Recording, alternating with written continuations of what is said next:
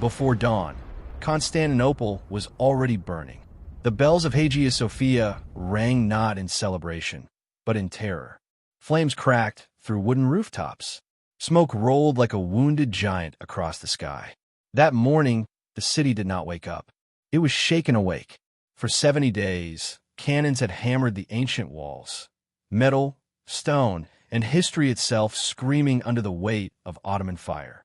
Now, on this final dawn, the city stood trembling but still standing. On the ramparts, a young Byzantine soldier whispered a final prayer, fingers frozen around his spear. And far below, among the ranks of the Ottoman camp, a 15-year-old janissary tightened the leather of his gauntlets, knowing that today might be the day he would step into eternity.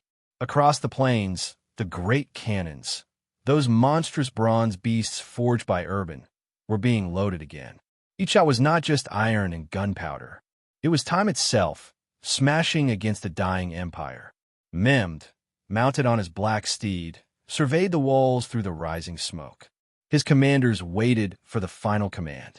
The wind pulled at the banners of the empire he dreamed of, an empire that did not yet exist, but one he intended to carve into the world before sunset.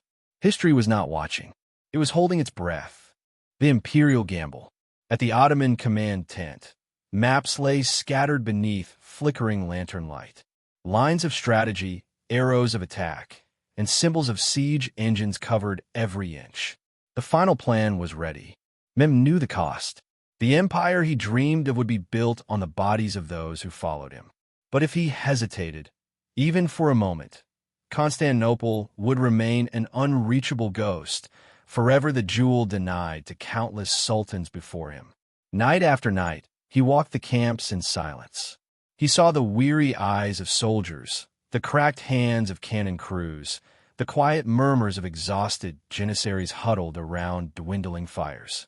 Yet not one voice asked to leave, because everyone, even the lowest foot soldier, understood the truth. Empires are not forged in comfort. They are carved from the impossible. And Constantinople was the last impossible thing left. On the Byzantine side, Emperor Constantine XI reviewed messages from the city's surviving districts. Food reserves critically low. Ammunition nearly gone. Population morale collapsing. Yet the emperor refused to retreat. He walked the city streets every evening, speaking to citizens, blessing soldiers, encouraging craftsmen. He was a ruler who knew he would die on these stones. And yet he smiled, because dying for a 1,000-year-old legacy was an honor few in history would ever know. The night of whispers. The night before the final assault, Constantinople fell strangely quiet. The usual clash of cannon fire stopped. The smoke cleared. Even the winds were still. Whispers spread across the ramparts. Why aren't they attacking? Are the Ottomans preparing something? Is this the end, or the calm before the storm? For the Byzantines, the silence felt like a curse. For the Ottomans, it was discipline. Tens of thousands of soldiers waiting for a single command. Mehmed spent that night in prayer. His generals gathered behind him, their armor reflecting the dim light of the oil lamps. No one dared speak. At the same moment, inside Hagia Sophia, the people of Constantinople prayed beneath the great dome. The ancient mosaics glowed softly in the candlelight. Some begged for a miracle. Others simply cried, knowing that miracles had long since abandoned the empire. And above them all, the massive bronze doors of the basilica trembled in the wind, as if the building itself felt the coming fate. The final assault begins. Before dawn, the Ottoman camp erupted. Horns thundered. War drums shook the earth. Rows of torches lit the plains like 1,000 serpents of fire. The assault had begun. The first wave rushed forward, a zaps and irregular infantry. They were not expected to break the walls. They were meant to exhaust the defenders, to drain their strength, to make them spend what little ammunition they had left. Arrows rained from the sky. Stones shattered on shields. Boiling oil and burning pitch dripped from the battlements like rivers of flame. The first wave fell. Then came the second, better armored, more disciplined, shields locked tightly together. They advanced over the bodies of their comrades, climbing the rubble, clawing up the shattered stone. And behind them, standing like an unbreakable wall of steel, the Janissaries, the elite of the elite, the final hammer of the Ottoman war machine. Their advance was slow, measured, inevitable. Every step a promise. We will not turn back. On the ramparts, Byzantine soldiers fought like men who already knew they were ghosts. They threw down rocks, shot their final bolts, wielded swords until their arms could no longer lift them. The clash became a storm. Steel against stone, fire against flesh, shouts drowned by explosions. The great cannons roared again, tearing open the already fractured walls. Massive stones crumbled, creating narrow passages, deadly openings where both sides collided in brutal hand-to-hand combat. Here, history was not written. It was screamed, clawed, broken, and bled into existence. The fall of the last gate. The decisive moment came at the Kirkaporta Gate. No one knew who opened it. Some say it was damaged by cannon fire.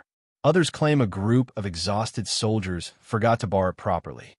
But one thing is certain. The moment the opening was spotted, Ottoman soldiers surged toward it like water pouring through a crack in a dam. Constantine XI rushed to the wall, sword in hand. He rallied the remaining defenders, shouting, "The city is lost, but I am still its emperor." It was the last time anyone ever heard him. The Janissaries stormed through the breach, tightening their formation, pushing forward with unstoppable momentum. The Byzantine line buckled, then shattered. The emperor vanished in the chaos. Some say he died fighting to the last. Others say he fell beneath the bodies of his men. History remembers him as the final Roman emperor, the last guardian of a world already fading. Within minutes, the Ottoman banner rose above the walls. And with that single motion, 1,000 years of Byzantine resistance collapsed. The moment the world changed. As the sun rose, Mehmed entered the city through the gate of Chrysius. The air was thick with dust and smoke. Streets once filled with merchants and scholars now echoed with silence. He rode slowly, absorbing the weight of the moment. For him, this was not victory. It was destiny. When he reached Hagia Sophia, the massive doors were forced open. Inside, thousands of terrified civilians huddled beneath the dome. Mehmed dismounted, stepped forward, and ordered, "There is no fear. You may rise. I claim this city not to destroy it, but to rebuild it." Then, according to chroniclers, he paused beneath the vast dome and whispered, "You are mine now, and I will make you greater than ever." And from that moment, Constantinople was no longer the dying heart of a shrinking empire. It became Istanbul, the capital of a rising superpower. The end of one empire, the birth of another. With the fall of Constantinople, the Middle Ages came to an end. Trade routes shifted. European kingdoms panicked. The Ottomans surged forward into a new age of expansion, science, architecture, and military dominance. And Byzantium, once the greatest empire in the world, became a memory preserved in stone, mosaic, and legend. But history is not a story of winners and losers. It is a story of transformations. One empire fell, another rose, and the world that emerged afterward, the world we know today, was shaped by that single city, that single battle, that single dawn. The fall of Constantinople was not an ending. It was a beginning.